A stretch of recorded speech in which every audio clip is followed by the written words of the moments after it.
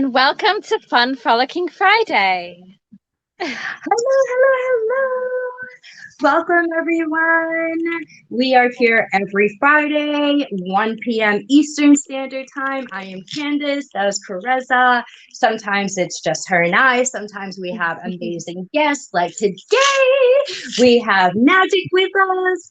And that's what we're going to be talking about and doing and discovering how can you harness your magic or the magic of life, or what does that mean to you? How can we really have a more magical human experience and enjoy our lives, our bodies, our relations? Karezza and myself love guiding people into that place of self-discovery, and Magick takes people, like literally takes them into its wing on these amazing adventures on sacred land, as well as does some virtual shamanic journeying with people. So we will be talking about a lot of different things around that today. With that, I'm going to pass it on over to Karezza. But actually, before I do, if this feels inspiring to you, you have people and friends that you know this could really support, or you just want to support us, please click the like or the share button. It'd be much appreciated.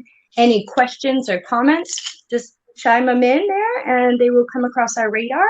If you don't get a response, or if you're watching this later, not during the live, feel free to just reach out to us directly. All of our information is right on the screen. So, Karezza, what brings you here? Hi everyone. I'm Karezza. I'm an sex and intimacy coach, wielding in eco-sexuality play to help evolve and bring more orgasmic living to singles and couples.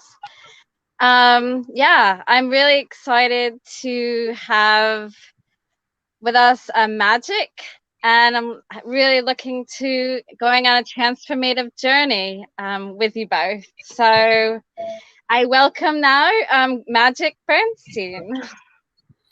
Hey everyone! Yay! So great to be here. Thanks so much for having me on the show. It's very exciting, and I love the work that you guys are doing in the world, because for me, our sexuality is our life force energy. It's our vitality, and it's God, it's spirit itself. It's I love hearing you say that you're about bringing more orgasmic living to people. About, I don't know, maybe 15 years ago, I had this idea that I was going to create a website and create a whole teaching, and I called it orgastic living. You know, orgastic is, I think, Wilhelm Reich's term that he used for not just an orgasm, but the kind of the orgasmic energy that can be flowing through our bodies all the time. It's divinity, it's life force energy. And I feel like in my work, where I take people out to sacred sites, and I also do shamanic coaching and transmittive work over the phone, that ultimately some of the work that we're doing is healing all separation, healing all of the divisiveness and the borders and the boundaries that we have, both within ourselves and all of our parts, and with other people. And when we do that, what we find is that that beautiful life force energy is more alive and more present. And the work that I'm often teaching is how to do it in life, and how to do it in practical situations, and how to do it at home. Ultimately, though, one of my favorite places to teach people how to do it is in sexuality and in the bedroom. So thanks for having me here. I'm excited to be here. Yay! And Candace has already done a magic trick today because she's just here.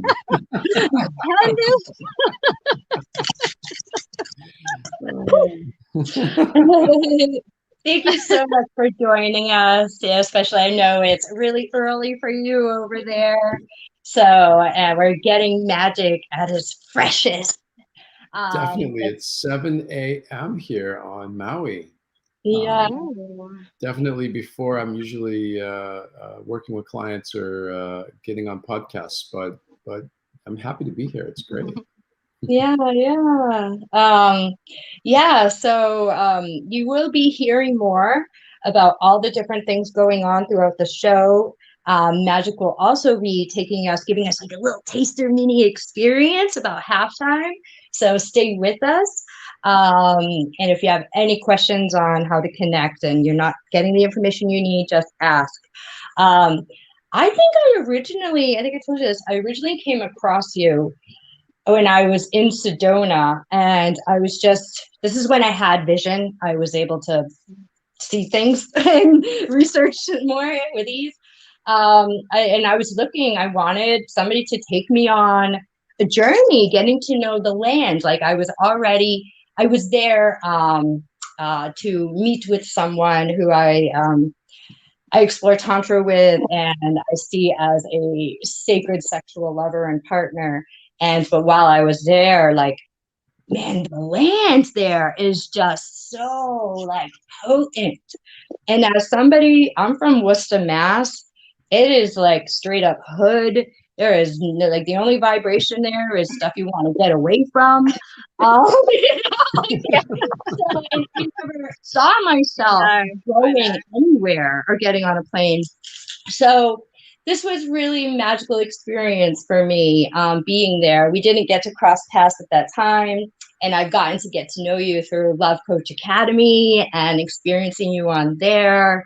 And so I'm just so happy to have you here. And then to learn, that we have this shared appreciation and vision of sexuality. I'm a little shaken up right now just because I had to delete a comment off my Facebook this morning, from someone who was basically saying my sexuality wasn't spiritual and I'm not a spiritual person because of how I choose to be with my sexuality. And it's just really sad. And I get it, because to a lot of people, like you said, there's separation. And Tantra is a Sanskrit word that means to weave. I don't use Tantra a lot anymore because it's gotten so misunderstood.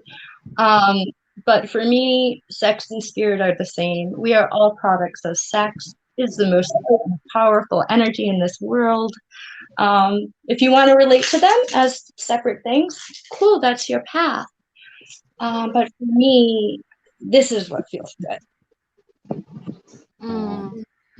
I'm sorry to hear that you had that come onto your page today, and there's so much separation and dogma and downloads and belief systems that interfere with our ability to know our sexuality as spirituality. And of course, everybody has the right to feel and experience whatever they feel and experience and believe whatever they believe.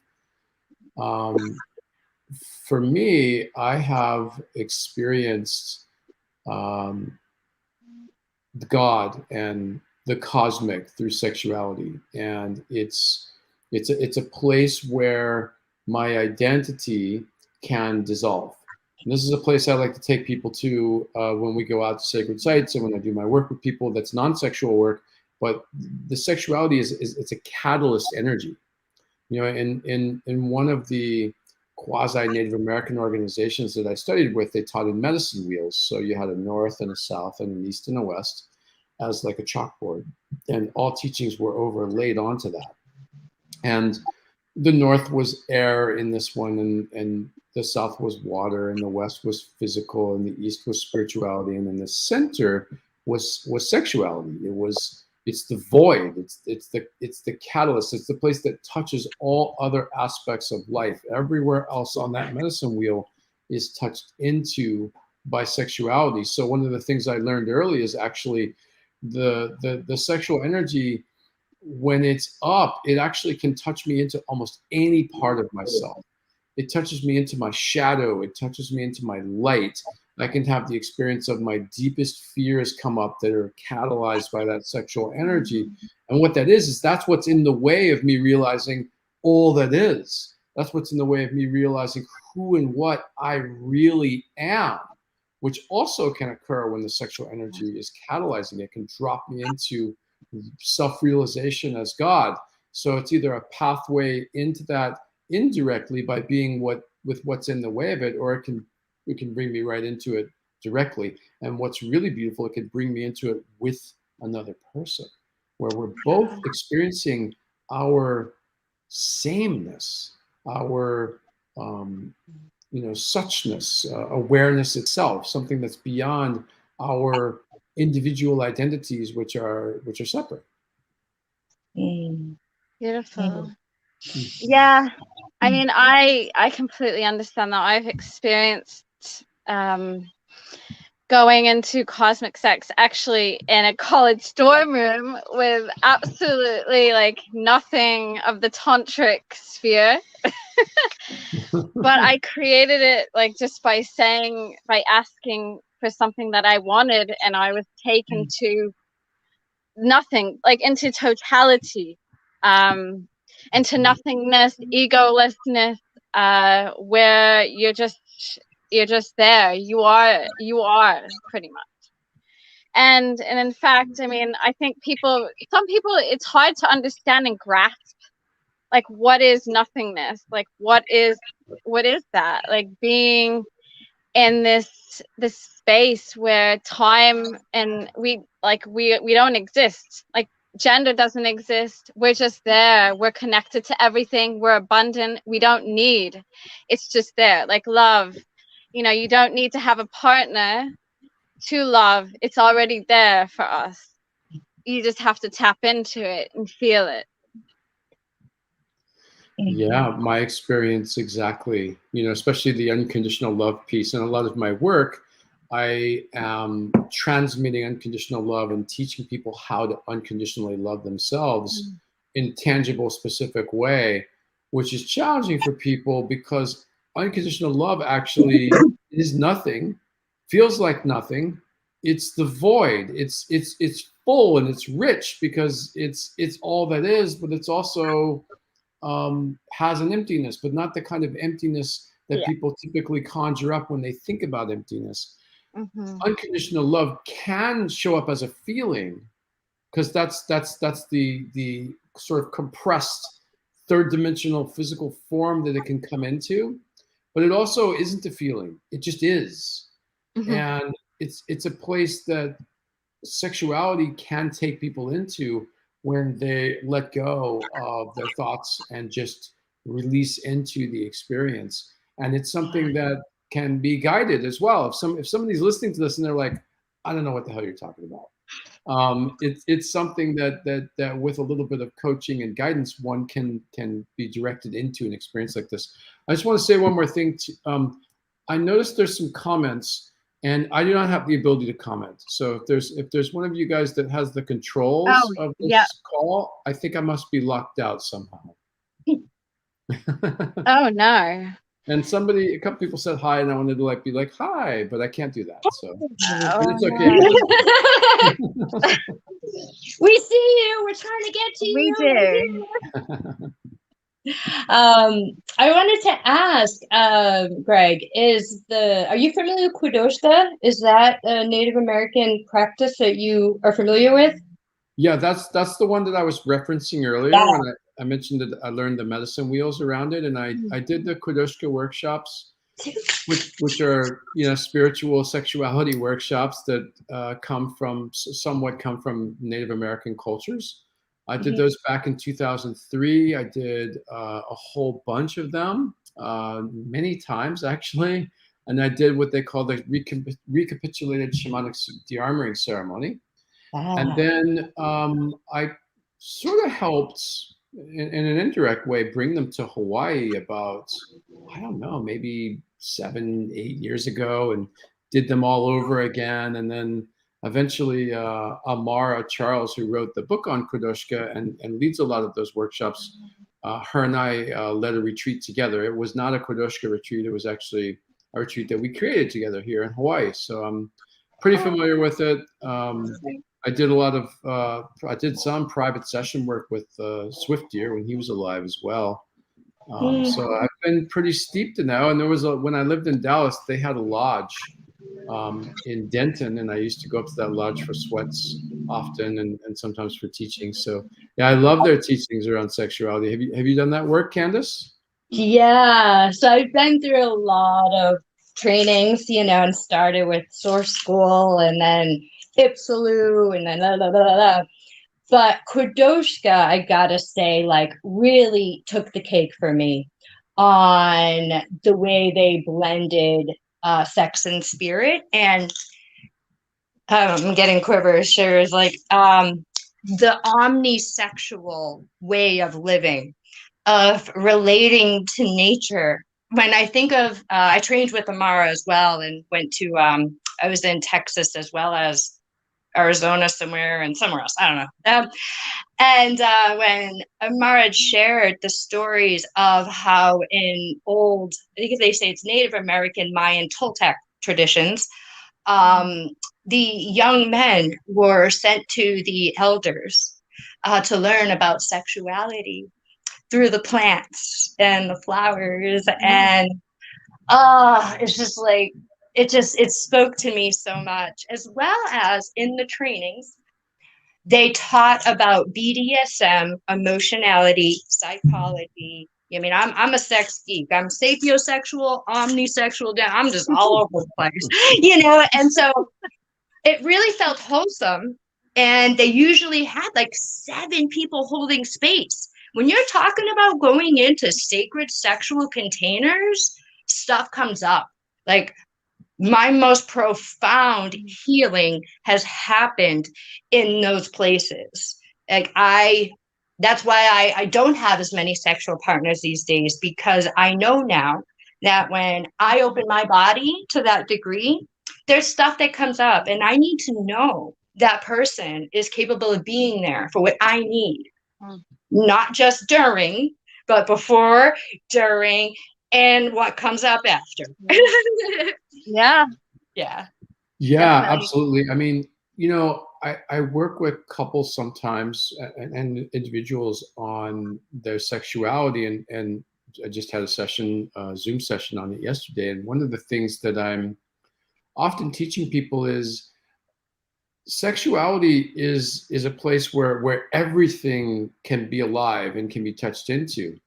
And for a lot of people, they have this sort of narrow range of thought about it that's kind of more animalistic and more traditional. And really, when you open up to, I don't like the word tantric either, but people have some familiarity with that. But just a more expansive view of what it is, and you take away this, if you remove the traditional goals that we have when we have sex. Like, I'm trying to give you pleasure. I'm trying to have pleasure. I'm trying to have an orgasm. I want you to have an orgasm. We need to have an orgasm together. If you take all that out and you start to work together to experience the sexual energy together, and whatever that catalyzes is what we're here for. So we're in the unknown, and we're gonna intend to engage with sexual energy and then see where that takes us. Often it doesn't take me into a direct experience of something that would be traditionally thought of as sexual, like pleasurable, but more that energy can bring things up. It brings up woundedness. It brings up cultural downloads. It brings up shame. It brings up my fears. And instead of just ignoring those, which is what most of us do, and just try to overcome them and ignore them, what would happen if I were to actually share that? What would happen if I were to actually go into those sensations and those feelings and be present with them? Because often that's what's in the way of a higher experience of our sexuality, or more of an experience of our godliness, or more pleasure, is whatever those fears are, whatever those cultural indoctrinations are, whatever that shame is. So let's share that. Let's be with that. Let's give permission to express it and be with it fully. And that means we may not be feeling pleasure for a bit, but it also means we're actually healing and emptying what's in the way of more pleasure. Definitely. Candace, I just want to let you know you're not in the picture. Maybe my cat probably came by and moved my camera, and my bad. I wasn't sure what to do about that. I sent her a Facebook message. I was like, at first I thought she was putting a costume on off camera. Am I back? Yeah. You're back. Okay. Yeah, no, my cat must have ran by and moved it. Yeah, I love what Magick said. I mean, I work with laymen, more not as spiritual people. So I use a lot of play. And I feel that play is so important in how we can interact with each other and how we can slow down and how we can be more erotic and get into our senses, and how some of these things as well bring stuff up that when we're really relaxed in play, that maybe it allows for vehicles or energies or feelings of these, conditionings of shame, of the way that we've looked at sexuality, how we grew up, what our story has been, and that through play and interacting or role playing and things, that we can actually heal through play, and expand and evolve, and thus bring, it may be painful, but then it creates even more pleasure within the pain, and you can release and go into more deeper levels of yourself and of your partner. So yeah. Yeah, yeah. Play, That play is, innocence. yeah, I was gonna say play, and what it does is it helps return us to innocence, because Yeah. so many of us have grown up in a Judeo-Christian culture, and that culture has taught us that sexuality is shameful, to be guilty about it, to only be participating in it when we're trying to create children. There's just a lot of shame and guilt people are carrying, and really play takes us back to our innocence, back to that place in us where we're just children. Like, I love in the Kwadoshka you mentioned, they in one of their medicine wheels, they teach about one of the ways that we can relate with each other sexually is through that place of innocence. Like when we were children, and we were like, wow, what is that body? What is that you have there? And I'll show you mine if you show me yours. Just this innocent playfulness that children have, that so many of us have lost in our sexuality, and we feel like we have to be so serious. And Yeah. it's like, what if it was just play and curiosity, and that could take us into something really beautiful. And one of the ways that I do encourage people to play, which again takes out this like pressure of this is what we're supposed to do with our sexuality, is can you tune in with your intuitive nature when you're being sexual? Can you follow what I call your inner guidance or your higher self as to what to do with each other, rather than being tuned into what necessarily is going to feel good or not feel good, but just what am I guided to do right now? And that can take you into really unknown places that can be really, really beautiful and bring more pleasure. I remember the first time that I did this, I was in a sexuality workshop, and we were supposed to get with a partner and follow our inner guidance. And it's a sexuality workshop, just but we don't follow it into sexuality necessarily. We just follow whatever we're guided to do, which is a trust thing and an exercise. So I'm with this woman, she's laying on the floor, and I am guided, and she's supposed to just lay there and receive and then be with whatever comes up and express it. So I'm guided to stand on my head on her chest. Wow. Okay, so I had some inner dialogue going on about that. Like, should I really do that? Like, that sounds really weird. She's gonna think I'm crazy. What if I hurt her? Like, all this stuff going on inside. But my guidance was very strong. That's what I should do. So I trusted it at that point, and I've been really working with it. And so I did. I put my head on her chest, and I stood on my head and put all my weight on my head, and I heard this crack sound, which I was like, oh my God, I broke her. I was so afraid. And I came off of her, and she started to cry and just was like shaking a little bit and crying. And she stayed in her experience. And then that led us to like this super deep intimacy. And she told me that she'd had this pain, literal physical pain in her heart, as well as emotional pain from some things that had happened, and that it just cracked open.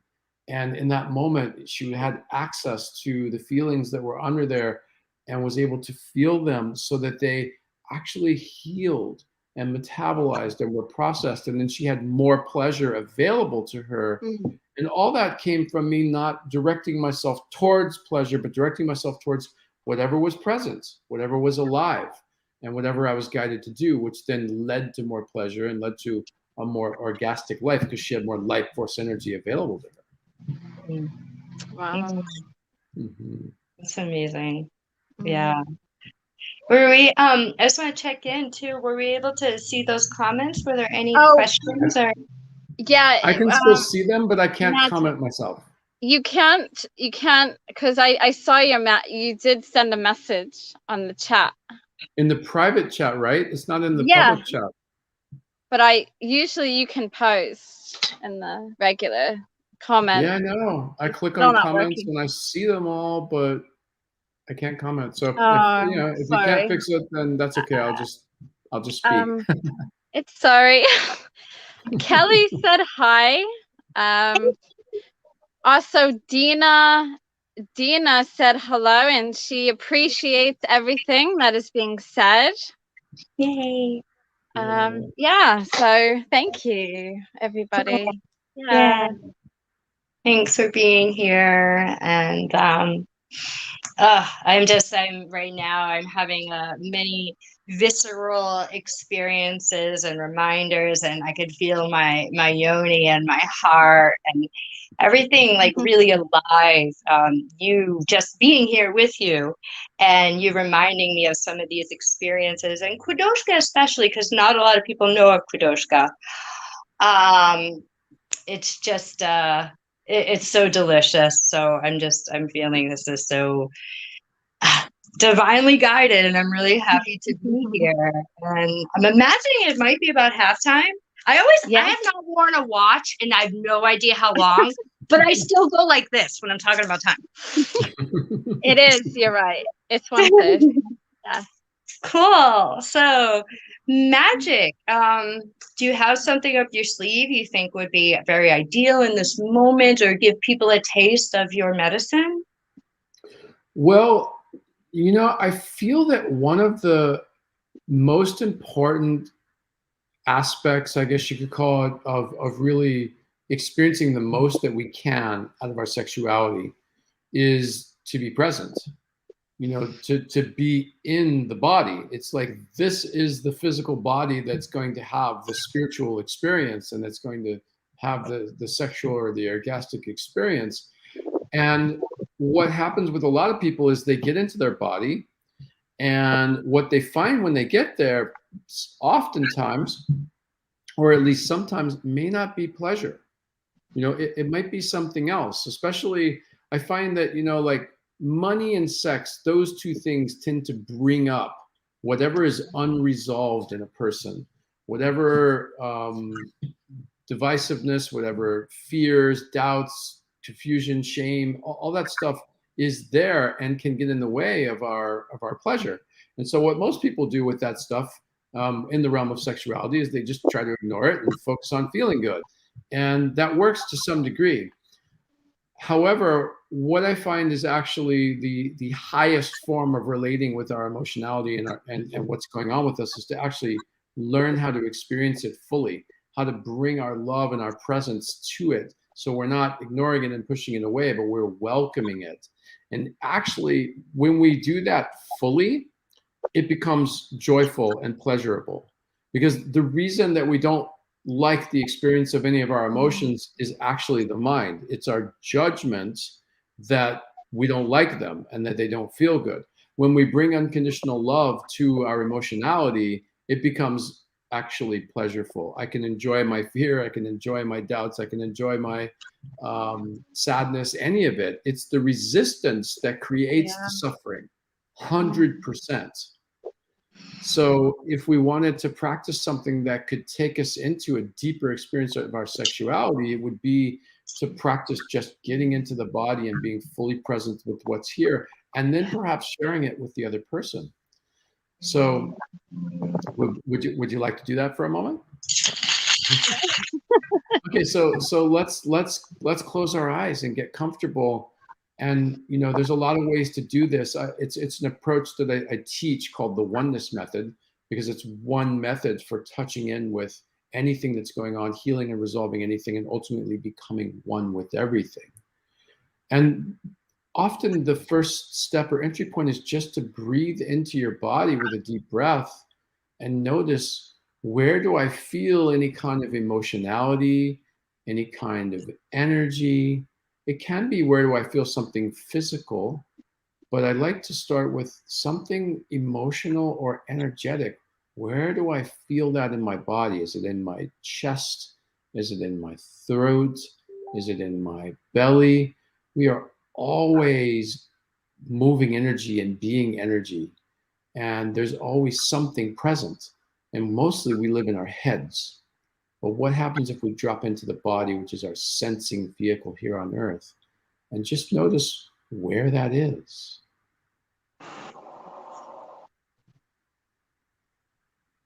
And with each breath, can we follow that breath as if it was like a vehicle that we're following the air, following the breath, and then taking it into that place where we feel the most energy or emotionality, and just drop into it with all of our consciousness and all of our presence.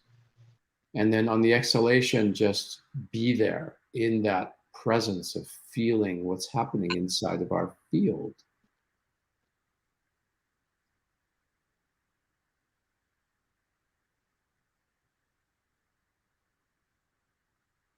And then to deepen that experience and continue to take us into a very intimate experience of our internal reality, because if we want to be intimate with another person, the best way to do that is to be intimate with ourselves first. And this is an exercise in intimacy, into me, see, and feel. So as you feel whatever is present, can you notice its nuances, its subtleties? How big are these sensations? What's their shape? Do they have a weight? Do they feel light, or do they feel heavy?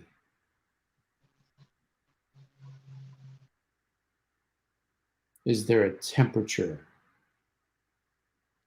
Hot, cold? Are the sensations that you're present to moving, or are they still?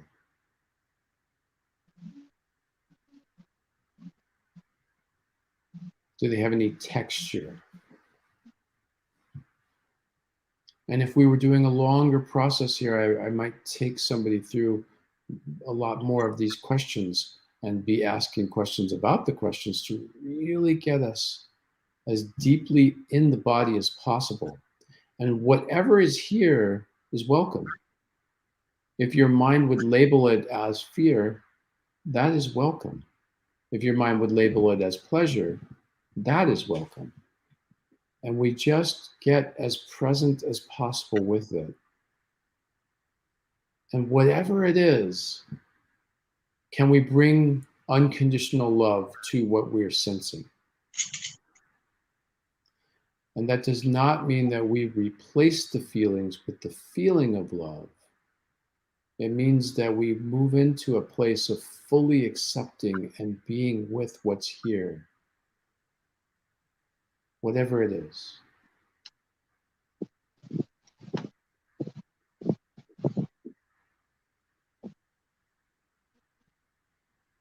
And maybe just sit here for a few moments with whatever that evokes for you and whatever comes up for you as I've shared this.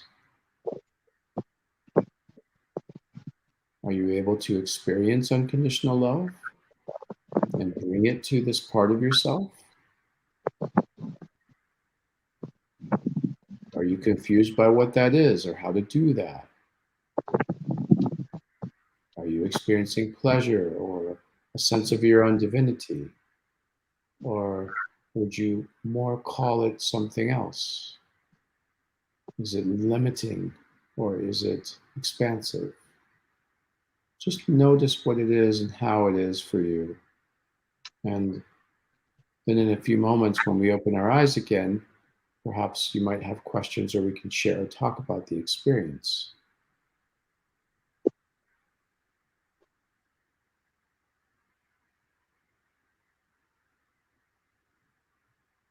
If you sit with any emotion or any feeling or any sensation for long enough, it will change, because emotions are transient by nature.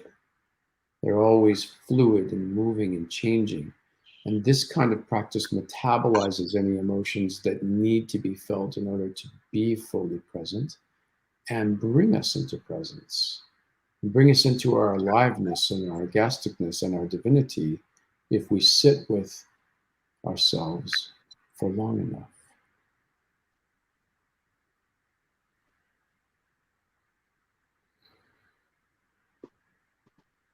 Take another breath or two, and then we'll come back and open our eyes as it feels right.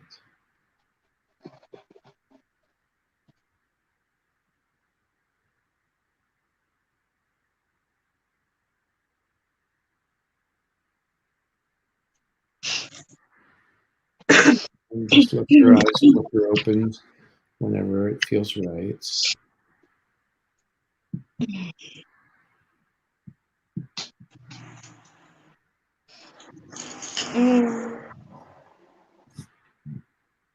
And please do chime in the comment box, whether you're watching live or later, how that was for you. How are you feeling right now? Did anything come up you're curious about? Let us know. I feel pretty blissed out at the end there. So first, I was just trying to move through the physical sensations and into the emotional. Mm-hmm. And then, at the end, like I could feel the birds outside tweeting in my heart, and it made me I feel like I was getting tickled inside. Like it was just I was touched internally. And that's what reminds me of that term omnisexual that I learned about through Kradoshka, and that oneness, creating that connection between me and the universe and all that is, and my yoni, my sex center, creation, which includes all of me. Yeah, these days, one of the terms that's floating around a lot in spirituality is oneness, and people wanting to experience oneness. And what I find is a lot of people, what they really are wanting when they say that is they want to experience halfness, because what they want is they want the quote unquote good part of oneness. They want the feelings of joy and elation and humor and happiness and all those sort of things. And what they don't realize is that actually experiencing more of those things comes from actually being with everything just as it is. Because then our wounds and the things that hold us in density and in separation can actually heal. And then we're more in those feelings that are pleasurable and connected. And the exercise we just did takes us into oneness with ourselves. So if we can be one with whatever we discover when we go inside our own bodies, we can be one with anything we find there, we go into eventually a place where we experience a oneness with all that is, and we can experience the birds outside of us, and we can experience connection with everything and everyone. And of course, that's going to create a wholly different sexual experience than if we're in our own individuality and we're avoiding the feelings that are coming up inside of us, because we are complex beings, and we have a lot of different sensations and a lot of different experiences that are occurring inside of us in any moment. And the more we can actually be intimate with them, the more alive we are, the more present we are, the more connected with our own senses, that then what can create pleasure in us and another person. Beautiful. Mm-hmm. Yeah. Oh, yeah, like I just wanted to mention about the experience. I've been really dealing with a lot of high emotions at the moment. And to actually just like be with that feeling, I had a lot of pain or a lot of fear in my gut and my stomach, and just sitting with it, it actually moved. Just to be able to breathe and feel it and then acknowledge it and be okay with it, it actually moved to other parts of my body. So I didn't feel as nervous or as emotional in that part of my body, and that it can be spread out to your entire being and actually creates a little bit of pleasure in that for me. So it was really interesting, because usually I've never experienced that, and it was such a beautiful experience to have. Yeah.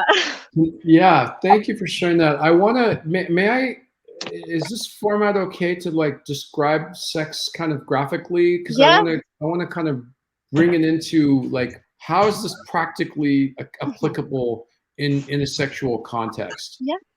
Okay, so I had a partner that I was practicing, you know, my version of tantric sexual practices, which is where we take out intention to great pleasure. We go in with this attitude of we're just going to exchange sexual energy for either pleasure or healing, whatever arises. We are going to interact with each other through inner guidance, and we're going to give ourselves full permission to experience whatever comes up and to express it. Okay, so those are kind of the three tenets of it: is taking out the intention for pleasure and having the intention be for whatever arises, to exchange our energy, to follow our inner guidance, and to give ourselves permission to feel and experience and express whatever is here. And so she was performing fellatio on me.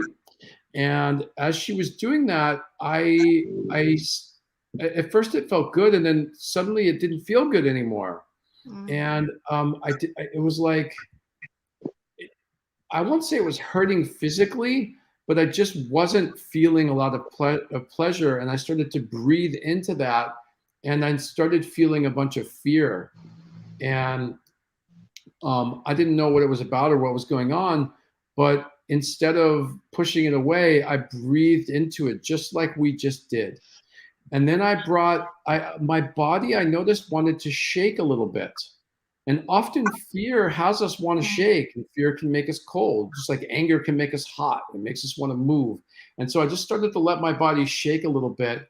And then I added the element of bringing connected sound. So I breathed into the fear, and I started making sounds like, fear sound doesn't sound very pretty, but that's, the sound that I started to make. Now, my partner, because we've been practicing this stuff, she noticed, oh, something's up for him. She has no idea what's going on, but something's up for him, and he's just not in pleasure right now.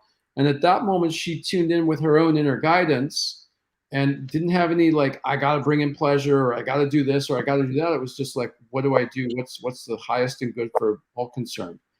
Okay, I'm going to keep doing this.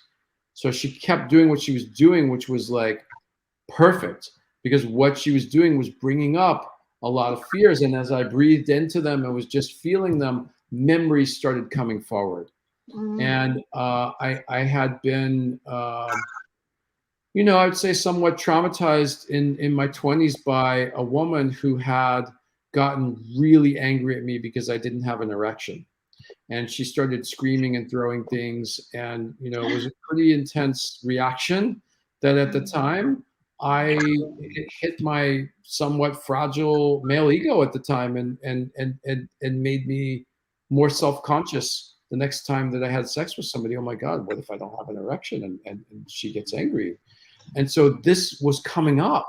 She was like, our traumas are stored in our energy field, and they're stored in our bodies. And she was touching into that unintentionally, inadvertently, and we're doing this with each other all the time. In sexuality, it happens a lot, and we're usually not present to it. We just ignore it or try to push it away. And instead of that, I went fully into it, and I was expressing it and feeling it. And I had stories going on that maybe this is bad for her, or she doesn't like this, or I shouldn't be doing this. And I had to just be with those in my body and feel them. And so I stayed with it for a while. It might have been 30 minutes of that. And then something happened because I was willing to feel it and be with it, and it just emptied out of me. And I just felt this deep peace come over me. And in that moment, she sensed it, and her guidance had her just come up and start to snuggle with me. We stopped being sexual, and we just laid together for, maybe 20 minutes, and it was super sweet.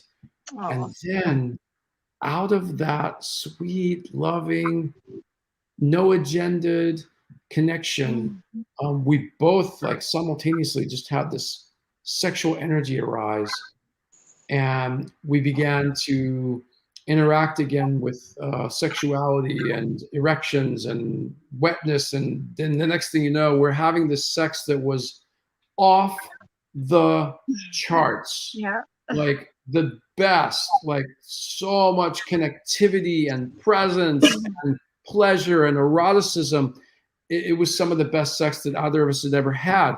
Why was it so great? Because we've been with what was in the way. And that part would have been in the way at an unconscious level, affecting our ability to go to that level if we had not addressed it in a conscious way. So this is how sexuality, emotionality, spirituality, all aspects of our humanity can be present and brought into our sexual experience rather than separate from and seen as something that would get in the way. For a lot of people, what I was going through, they would think was, a problem and in the way of sex, and they would need to stop it, and they would need to talk about it, and it may or may not get any resolution. It would remain in the way. And yet we healed it in a profound way together and had pleasure.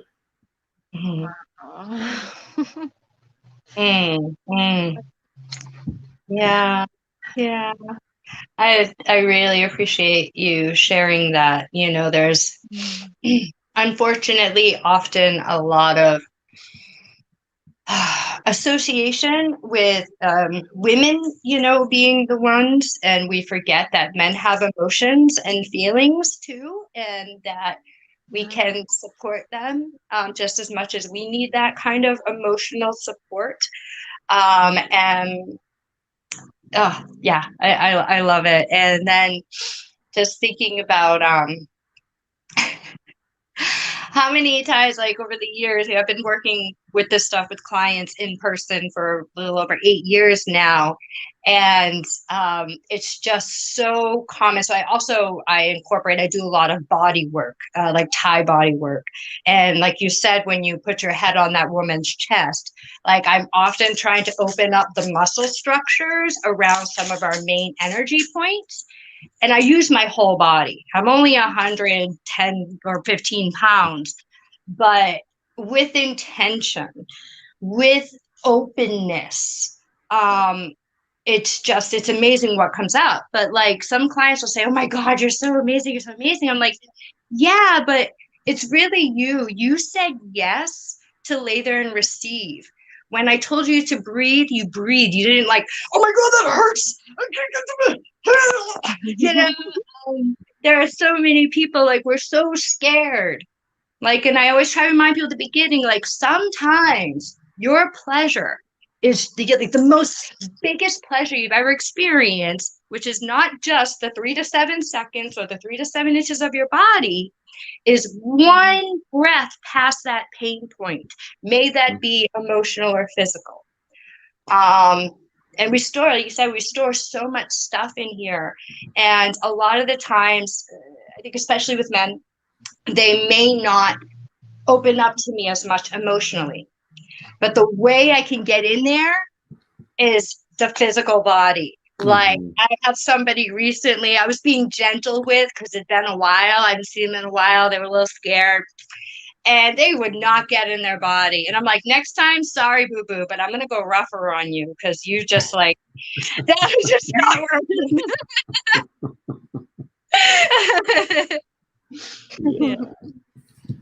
Yeah, the body's a great way. And one of the practices that I sometimes teach people on the way to something that I just described is to practice, like with partners, like one person lie down and you're the receiver, and your job is to feel everything as much as you possibly can and to express what you're feeling, with sound, with movements.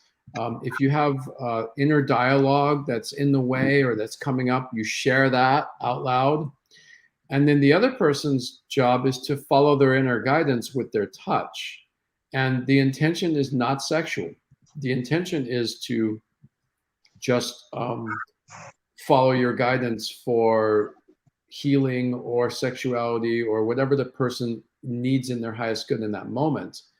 And so if someone's really doing this, like often they're like pushing on the person in some strange way or pulling on their ear. They could be doing something that's pleasurable, but they could also be just, their guidance could take them anywhere. And when I'm doing it, I often find there's spots that I'll find to like push on.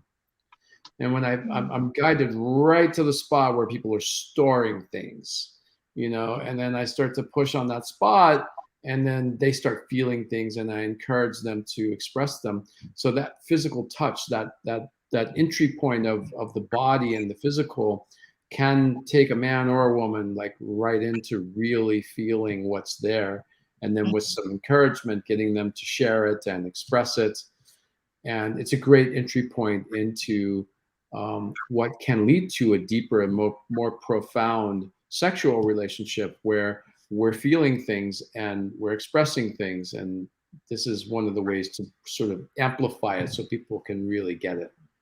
And then they can actually take that practice into their sexuality as well. It's like, okay, we're doing this sexual engagement, and it may not be something pleasurable that I'm guided to do right now, like standing on your head, but it may lead to way more sexual pleasure because it's what's here now. It's a presencing practice. Like, what is organically alive right now? If it's not ecstatic sexual energy, then there's likely something in the way of that if we're intending to exchange sexual energy. And so, okay, great, let's just be with what's here. I talk about launching arrows of intention into the universe. And what I find is whenever I powerfully intend something and launch it into the universe, especially if I do it in a sacred site where everything is amplified, but even when I do it with any kind of ritual or ceremony, what happens is whatever I launch into the universe immediately manifests, because we are manifesting machines when we are empty and clear, or what's in the way shows up. So if I sit with my partner and I say, let's have a really wonderful sexual experience together right now, let's intend to exchange sexual energy, and we go, when we send it out to the universe, either we're going to have like this wonderful sexual exchange together, or what's in the way of that highest level is going to show up. So if I have a fear, if there's a doubt, or there's some kind of wound, or I'm not fully present, that's what's going to show up. And if we're just with that, instead of seeing it as an obstacle, and we're really present with it, it will shift, it will metabolize, it will empty, and then we will be in that thing that we intended. So it's really the opposite of what a lot of people are doing, where they're trying to force themselves to feel good and to have pleasure. It's like, instead of forcing that, just relax into whatever is there. And that's how you get to the place you're talking about, Candace, where, you're in, or even that you mentioned earlier, Karezza, this ecosexual experience or omnisexual, where, I can go out in nature and be turned on by trees and rocks. And, it's like, okay, that's because I'm with everything as it is. And then everything as it is can become incredibly pleasurable and an opportunity to connect with divinity. Yeah.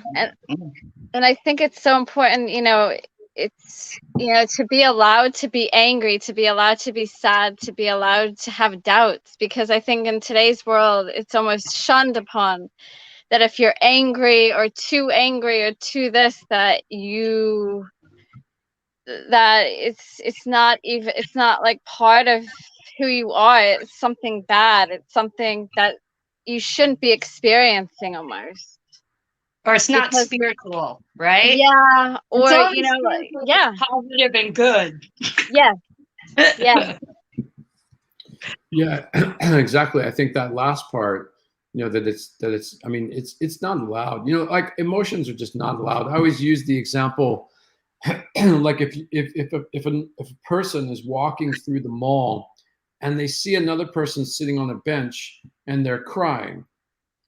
The first thought that comes into most people's heads is, I wonder what's wrong with yeah, that person, Mhm. right? It's this idea that if you're crying, something's wrong, hmm, rather than it's just a innate human yeah, experience that we might be having.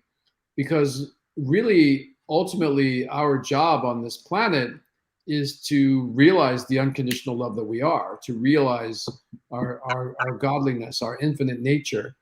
And to do that, that means we're going to have to be present with what is. And there's a lot of loss here on earth, we all die. Everything we've ever yeah, loved will end and die. There's lots of judgments and fears and divisiveness on the planet. So there's a lot of separation. Mhm. And to be in reality and to be our most authentic selves, we've got to be with those things. And that brings tears sometimes, that brings anger sometimes, that brings up fear sometimes. These are parts of our humanity. And hmm, the healthiest people that I know are the ones that are just like being with that fully, yeah, and either experiencing it internally, which metabolizes it, or sometimes expressing it externally when it's appropriate. Mhm. And so crying is just a normal part of our life. Feeling angry sometimes is a normal part of our life. But if you see somebody at the mall that's super angry, it's like, oh my God, what's wrong? And people get frightened. Or if somebody is afraid, if they were sitting there just shivering, feeling their fear, we'd be like, oh wow, we need to call the guys in the white jackets to come take them away. That person's really weird. It's like we don't have permission for yeah, emotionality, not to feel it and definitely not to express it. And Mhm. particularly that connection with emotionality and spirituality is nowhere near the norm in our culture. Mm. Yeah. God, this is such a deep conversation. I feel like I'm so glad that we're vibing out here. I know it's probably close to that time, it correct? is, it is. Yeah.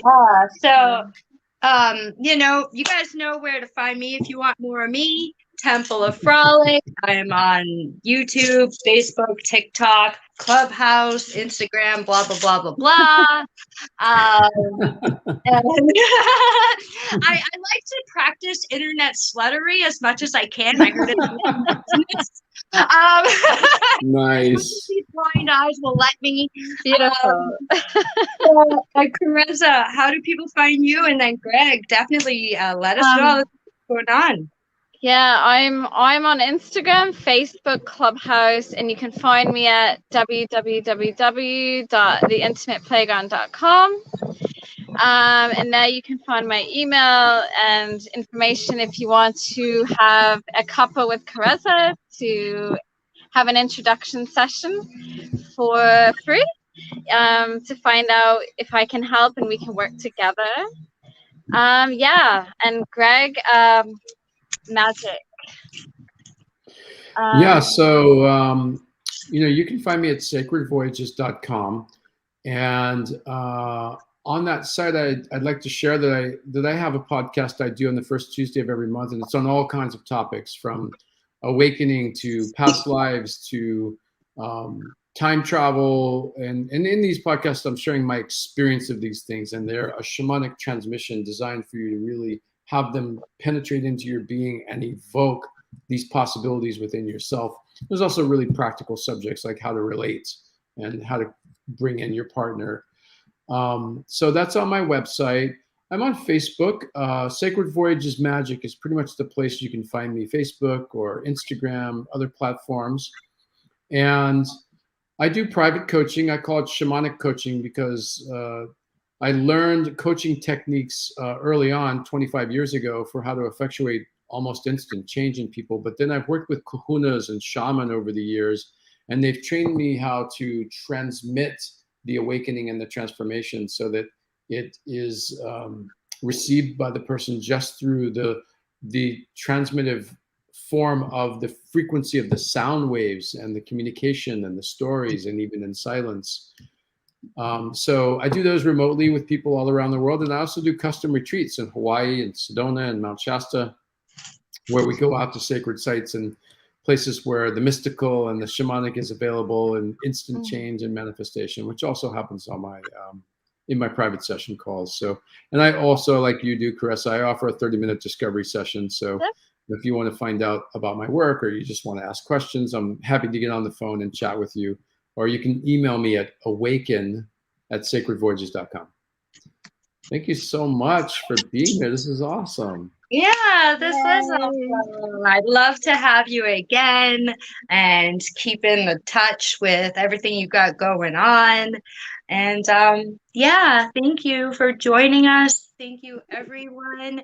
If you feel like you really got something out of this and you'd like to give back, you can see in the write-up there's a way to make a donation to the show, or it's always great to share it out. And yeah, hope to see you next Friday at 1 p.m. EST. And definitely check out what Magick has going on.